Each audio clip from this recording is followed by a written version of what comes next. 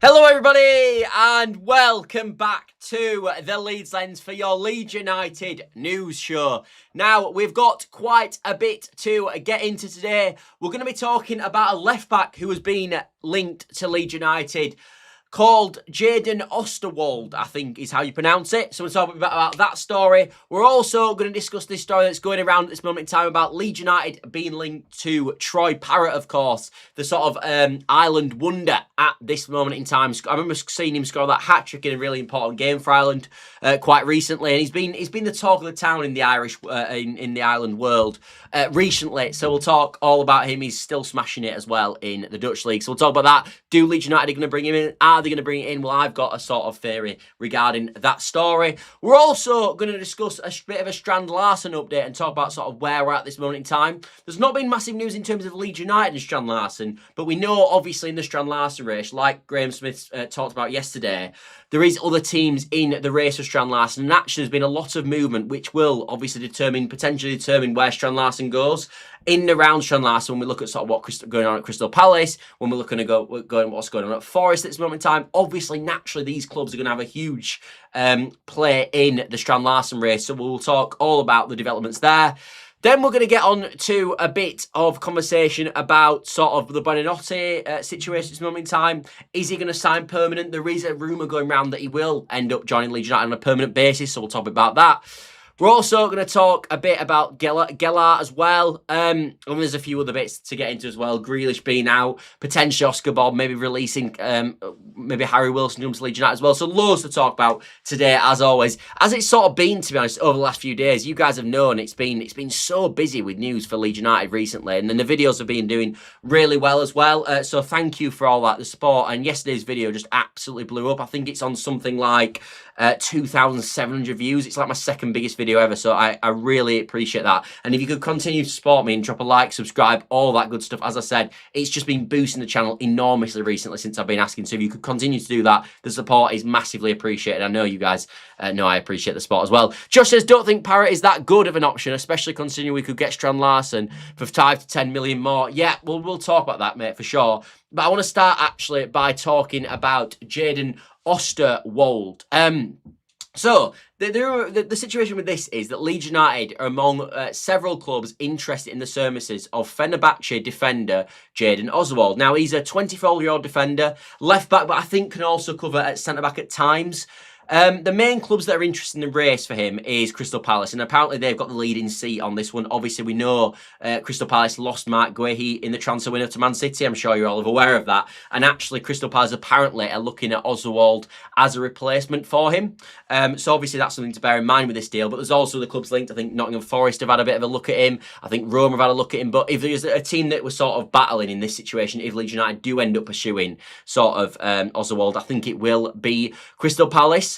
My overall feeling with this one, if I'm being totally honest though, is I'm not convinced this is going to be something that Leeds United pursue. We haven't seen any of the top outlets sort of talk about this yet. It's sort of been, I think it was Give Me Sport that we're talking about today, who have got a sort of iffy record as a sort of transfer source. I do think it's promising that Leeds United are looking for a defender, because we've talked about on the channel before. We maybe need another centre-back, or definitely need another left wing-back, because obviously we've only really got Goodmanson who can play on that left-hand side. And maybe Oosterwolde would give us an option in terms of being able to cover there and sort of fill in there. But for me personally, I'm looking at this thing, and we, you know, obviously we direct transfers on this thing. We're sort of lucky we think this is going to happen. And if I'm going to guess on this is going to happen, I just don't think it's going to happen, people. And I think I'm looking at sort of maybe a 20 to 30% chance of this happening, if I'm being totally honest. That might disappoint people, but I just think it looks to me like this is one that's Crystal Palace wrapped up on. And we've seen a lot of times with transfers, and this happens with all transfers, I'm sure you know. When a player gets linked to a football club, like Crystal Palace, who were the sort of the front runners for the Oosterwolde thing, it always seems like they throw other clubs involved, and this club are interested and this club are interested as well. And I never know how much truth in that. And obviously, this is what the situation is with Oosterwolde, and Leeds United have been thrown into this. And I just think he's just going to end up going to Palace, is my personal feeling. I think this gets pushed out by sort of Fenerbahce side and obviously his agent side to push up the price. If Palace know that Leeds United and Forest and other clubs are interested, naturally they're more likely to bid, and they're more likely to bid higher. If if they know there's competition for it. So I think this always happens. But I do actually think Leeds United are going to sign this player. Unfortunately, I do not. Anyway, let's move on to Troy Parrott, as obviously Josh was talking about. And this is the sort of the big thing that's been talked about today. And this is coming in sort of from Football Fancast, but it's actually been mentioned by a number of outlets. I could have put a number of them on the sort of list today. But the situation with him is that Leeds United apparently held initial talks this month around the services of Troy Parrott. And obviously this is a potential thing that could move in the January transfer window, as there's understanding that sort of he's enjoying his time in Holland at this moment in time, where he's playing obviously his football at this moment in time, but he would like to return to the Premier League, which I think for a lot of these players, these sort of English or Irish players who go abroad, they do like at some point to end up returning back to the Premier League. I think it's a long-term target. Like obviously we know Parrott was in the sort of the Spurs sort of setup, but then he's had a few loan moves away, and then obviously it was made permanent to go to Alkmaar, which he obviously did a few years ago now. But I think his aim has been to come back to the Premier League. So I understand it on his level. If I think Leeds United are going to do this one or not, unfortunately, again, people, I'm not trying to dismiss all the rumours, but again, the whole point is that we give an opinion on it on this, obviously on the channel, and I just don't see this one occurring. Really, I don't think this is one for Leeds United again. Really. I think when you break down sort of what Leeds United are interested in, I think Leeds United have got their firm basket in the Strand Larsen deal at this moment. I think that's their number one. And if we want Strand Larsen, he's our number one target. And we know that's the sources that have talked about the Strand Larsen deal. We're talking Graham Smith. We're talking The Athletic. We're talking every good transfer outlet that you can think of, as obviously Ben Jacobs, Alex Crook, all of the big people who would pick up on deals have all said Strand Larsen to Leeds has got legs. Strand Larsen's deal could happen. It could happen in the January transfer window. And when we look at sort of what Strand Larsen is as a profile, he's 6'3", he's tall, he's strong. That's the sort of player he is. That's his profile. When you look at Troy Parrott, he's a completely different sort of profile. I know this has been mentioned by a few people, but it's absolutely spot on. He's not a big, strong, powerful striker who's going to bring players into play, who's a replacement for Dominic Calvert-Lewin if Dominic Calvert-Lewin was to get injured at any moment. He is not that. He's a player that likes to run in behind. He's quite agile. I think he's about 5'10", 5'11" as well. He's quite a nippy player, good finisher, and he's got a bit of pace about him as well. And he's got a lot of nice attributes. And actually, maybe in a front two, if you went sort of DCL, big man, sort of small man with Troy Parrott, that could work quite nicely. But when I've looked at what I know Leeds United want, it's Strand Larsen, it's that profile. And when you've listened to what other people have said and you've read between the lines, it's not the Troy Parrott profile. So again, this feels a bit agent-led and it feels a bit agent talk. That's just my feeling. As I said, I could be wrong, I could be completely wrong. But when you read into it, and we know, as I said, Strand Larsen has been a player that we know 100% Leeds United want, well, that doesn't fit really, does it? If Leeds United definitely want the Strand Larsen profile, why would they put their eggs in the Troy Parrott basket? I just don't see it. I just don't see it on a profile basis. But look, if Leeds United had to sign Troy Parrott in January, I think it'd be a strange one, but look, he's got a really good goal record. I think he's got 14 goals last year in the Dutch league. I think he's got 9 already this season. We've seen what he can do for Ireland as well. He is a player with huge potential, 23 years old as well. So I won't be completely opposed to the signing. But as I said, do I think it's the one that Leeds United will do? No, I don't, if I'm being honest. Miller Leeds fan says, evening to you too, Miller. Nice to see you in the chat, mate. So let's move on to someone that we've obviously, where this shows I knew was always going to be heading, which is the updates regarding Strand Larsen. I think, truthfully, when we're looking at the January transfer window for the rest of it, if there's one player I think that's most likely to sign for Leeds United at this moment, I think it is Strand Larsen. I think that's where Leeds United are looking at. I think we're probably only going to get one more, and I think if we do sign anyone, it's going to... I think right now we're looking at sort of Strand Larsen or bust. Yes, we know Leeds United will always be open to an opportunity to the market, and they could present themselves, like obviously I think happened with Buonanotte. But I think the most likely at this moment is Strand Larsen. And where we're at with it at this moment, because there has been an update today, hence we've talked about it, is that there is a few clubs interested, as we know, Nottingham Forest, Crystal Palace, and there's been some movement with them today. So first of all, we found out this morning that Juventus had pulled out of a move for Mateta, and that was obviously going to be the sort of way the transfer was going to go. So they were going to sell Mateta and then maybe looking at bringing a Strand Larsen. That was potentially what was being rumoured around. They're also looking at a young forward as well from the French league, but it was a lot of people were saying that Strand Larsen, look, he's going to be the replacement for Mateta.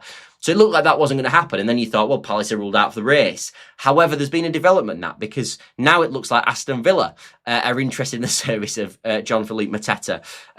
There is reports in that, which from David Ornstein, that if Mateta is to leave Crystal Palace and go to Aston Villa, potentially Gelhardt, who was a player actually Aston Villa signed in the summer from the French league, could end up going to Crystal Palace. So maybe again that would keep continuing to rule them out of a transfer. But I do think if obviously Mateta turns up at Aston Villa, it wouldn't surprise me if then again Crystal Palace going for the service of Strand Larsen. And the reason people I'm mentioning this is because we know Leeds United, if they are going to get a Strand Larsen over the line, are going to have to structure the deal in a certain way. That's obvious. That's how it's going to be. Because of course we know we're struggling on a PSR situation, and the reason I'm worried about clubs like Nottingham Forest and sort of Crystal Palace massively is because we know that they probably could do a deal up front, so it would probably favour Wolves if obviously they can get the money up front. So it's always gonna be tricky if Leeds United have got huge competition, which we know we have for this signing naturally. So we need these teams, I think, to drop out if Leeds United are definitely going to make it happen.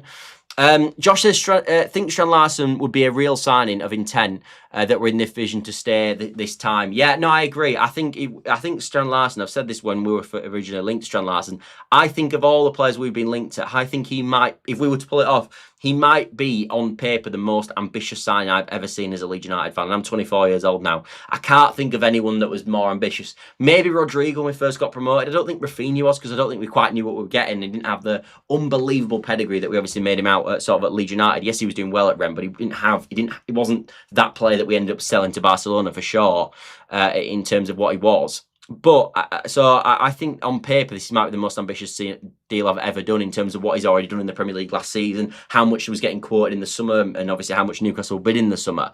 It looks unbelievably ambitious, but that's why I'm so concerned about it. And I think if this was a more low-key sign, I'd be like, yes, this is definitely going to happen. But we know other clubs could find funds and do a deal in January and pay Wolves in January. And we know maybe Strand Larsen, we are still 16th in the Premier League. So maybe again he could look around for other clubs who potentially could offer better packages. Maybe they're in Europe this season, like Forest and Crystal Palace are. Maybe they're more likely to get Europe next year as well. So I think that's obviously something we've got to continue to look at. Like Everton were looking at Wilson Isidore today for about the £25 million mark. Maybe they put the hat in for Strand Larsen, and maybe he prefers to go to Everton because he thinks, well, their strikers are not firing like D-Cellars at the moment. I'm more likely to start for them. Also, I think they're 9th in the division, so maybe they're more likely to get into Europe this season as well. So that's what I mean when I'm always a bit concerned with this deal.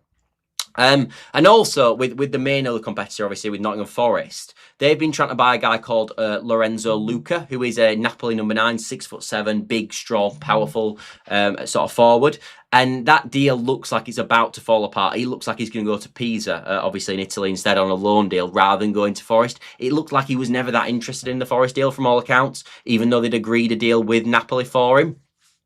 So that's a bit concerning, because maybe now they pivot out of the deal for Luca, and we know they were willing to put £35 million down there. So maybe they pivot again and go to Strand Larsen. And we know obviously Forest are lower than us in the league, but we also know they can offer European football this season. And on the off chance that they do win the European competition, which we know Spurs, who finished 17th, did last year in obviously in the Premier League, then maybe they can get themselves into the Champions League next year. And this is something that Strand Larsen again will be looking at.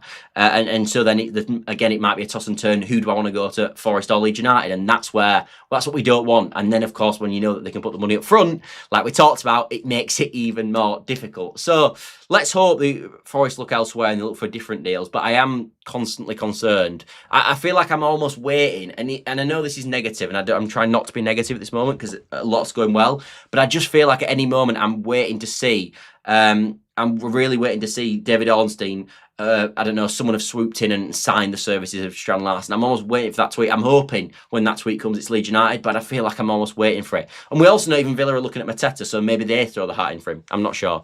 B Quick says, I'd stay well away from Parrott, and I'm from Ireland. Don't think he's built for the Premier League. Yeah, I've seen that. I've actually seen a few people from Ireland say that, mate. I don't think that's too controversial from what I've heard.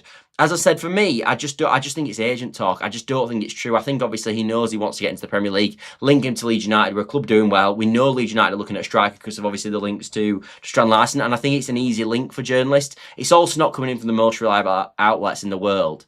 But it is something that obviously all Leeds United fans are talking about in the sort of Twitter space and obviously the social space today. So I thought I'd definitely talk about it.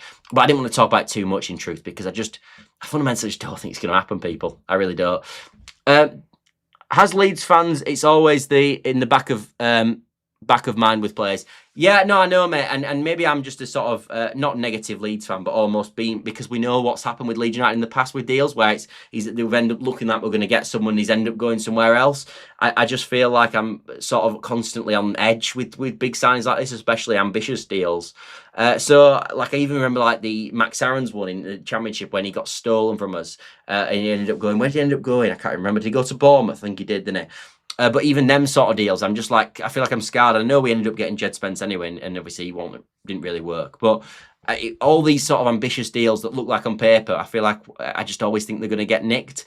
And with the Strand Larsen, I can't help but feel that somehow. I don't know, but yeah, guess how it is. Yeah, and obviously Everton, as we said, are maybe looking at one as well. So let's talk a bit about someone that's actually signed for Leeds United. And worst case scenario, we get to keep Buonotte for this season because we have signed him in January, which is fantastic news. Because I do actually think, in terms of before we get into this, I do actually think Buonotte is one that's probably gone through the cracks in terms of how important this guy's going to be. I remember watching him for Leicester, especially in the sort of Steve Cooper part of the Leicester time, and I think he scored something like 5 goals in 10 games when he was playing there, and he was Leicester's best player. And I remember at that patch or at that point, Leicester was sort of looking at maybe doing a permanent deal for Buonotte, and it was rumoured around the £50 million mark in January. But I had a mate who was a Leicester fan actually at the time, and he was saying, look, I think if Leicester can do that, I would do it because I just see the potential of this guy. And I think if we get the sort of Steve Cooper Buonotte, then I think we've got a real coup here. I think he's a really top player. I really do. And I think people are going to be surprised at how good he is. So that's fantastic. But what are we saying regarding the permanent additions there? Well, the Athletic have been talking today, and it's been sort of rumoured that Chelsea apparently only wanted him till January. It's a bit bizarre, but whatever. Chelsea nonsense, I guess. But it's also been said that Leeds United would like to do a permanent in the summer. And my first reaction to this was, well, yeah, I'm sure they would like to do a permanent. He's 21 years old. He's got massive potential. He's obviously a player we know Leeds United like because we've chased him for now 2 windows on the trot. So yeah, I'm not surprised at all that Leeds United want to sign him. The question will be, is that feasible? Because what I don't want to do, if I'm being honest, is pay a silly transfer fee for Buonotte, which is like £40 million plus. Like if you could get a deal done in the summer for something like 20 to 25 million quid, I'm all for it, but we know Leeds United will maybe have 100 to 150 million pound in the summer. I wouldn't want to spend maybe nearly a third of that on one player, if I'm being totally honest. So yes, I think, as I said, I think Leeds United would want Buonotte, and my first reaction was, well, no, almost no shit. We're obviously going to want Buonotte, but are we actually going to sign him in principle, and does the deal actually make sense? Probably not, if I'm being honest. So yes, look, I'd love him, but I think we're in a situation where he ends up going back to Brighton, if I'm being honest. Don't know if this is a hot take or not, but I think Buonotte will get at least 12 goal contributions for us. I think that is quite a hot take, Josh, if I'm being honest, mate. I do think that's a bit of a hot take. Because we've only got 16 games left, mate. So that would be, bearing in mind, he's not even in the team at this moment. That would mean he's going to get 12 goal contributions in 16 games, which would be some going. Unless you're counting in cup goals, but even so, mate, that would be... If he gets 12 goal contributions, mate, oh my God, what a return and what an impact he will have made from January. So I hope you're right. But yeah, I would say that is quite a hot take, if I'm being honest. I would. But yeah, that's where I'm situated with Buonotte. I don't know what do you guys think on that? Would you go and get Buonotte, or would you weigh that one out? I'm not sure. Then we've got the Joe Gelhardt thing, which is something that I think we all expected this to happen. But basically, Leeds United have now apparently passed the point where we can recall him in January and get a permanent addition. I think this is the right thing to do. I think he's enjoying his time at Hull. I don't really want to ruin his tenure and pull him out of there and put him into another club who are going to pay money for him. I think we're best now just letting him settle at Hull. Hopefully they get promoted and they think we'll go buy him when we get promoted, and they've got that sort of Premier League money to go at. And maybe we can get a really good fee for him in the summer transfer window. Because I don't think there's a future with Leeds United anymore. And Gelhardt, I think we're a few years past that now, if I'm being honest. I don't think Farke's that keen on him either. So I'm just, like all our loan players really, I'm just hoping he goes there, carries on doing really well, and we can just get the best possible fee for him.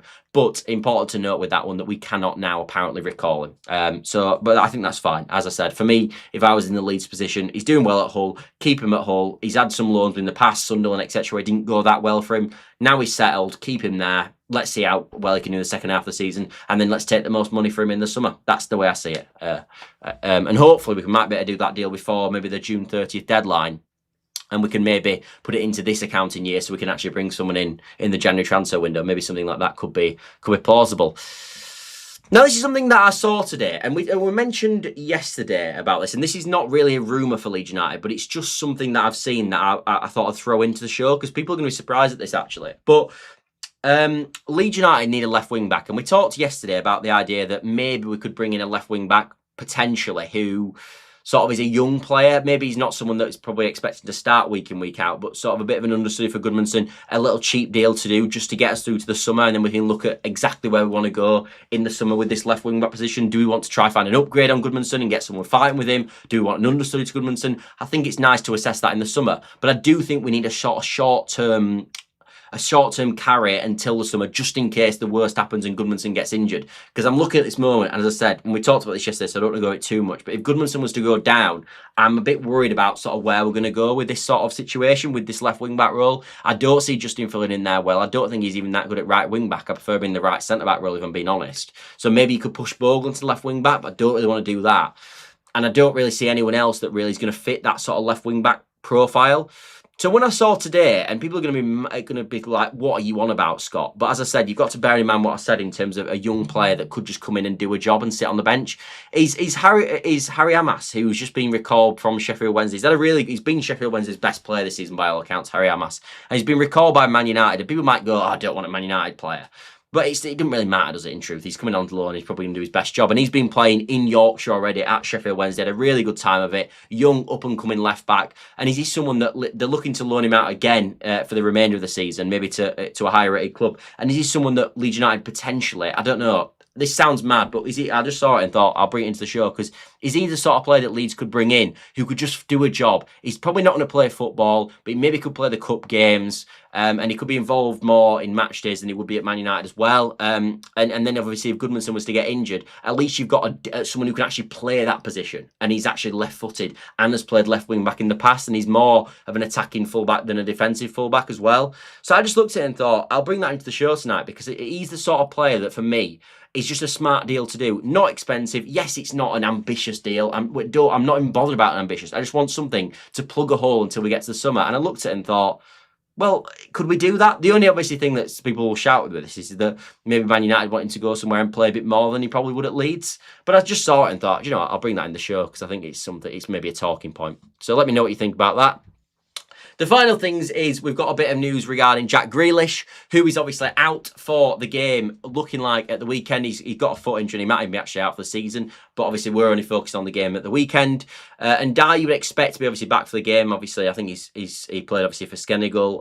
Maybe he's still a bit drunk from his party antics after Senegal obviously won AFCON, but he'll be back. But fortunately, Grealish, who's obviously been one of their better players this season, especially at the start of the season, obviously looks like he will be unavailable for the game at the weekend. So that's an important thing, because I think Diblin hasn't quite settled there. So I think that just naturally weakens Everton and obviously improves our position of going there, hopefully, and getting something from the game. Because I do have to think, looking forward, we'll obviously talk about Everton further in the week, but I do think this is a potential for Leeds United to get points. They've been absolutely pretty abhorrent, really, at the Hill Dickinson as of late. They've obviously been really good away. I think they're like 5th in the league for away from, but actually at home have been poor. So Grealish out. We know, as I said, they've been struggling at home as well.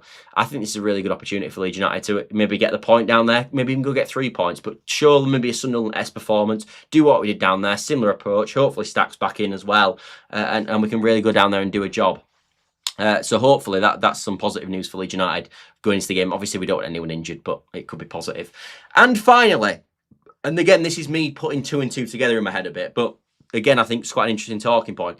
We talked yesterday about the idea that Leeds United could do a summer deal for Harry Wilson, and obviously that's something that sort of caught the light. We know obviously he was interested in coming in the summer, etc. We know all this. This is all true. But it looks like Fulham are going to buy Oscar Bob. Now, obviously, Oscar Bob's going to be about £35 million. He's a winger. You would expect him, if they're going to be paying £35 million for a winger, him to come in and start.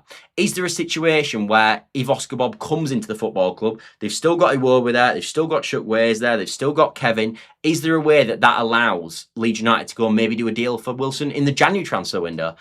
Because obviously there's some way that obviously Fulham might have to sort of balance this deal. And is it a sort of one in, one out? We also know with Wilson, he's not expected to sign a new contract. So do they go, well, we're probably not going to get relegated now. We're maybe not going to get into Europe. Let's take sort of £7 million off, £5 to £7 million or something in the January transfer window, at least get something, and then obviously bring Oscar Bobby in and he can play the position.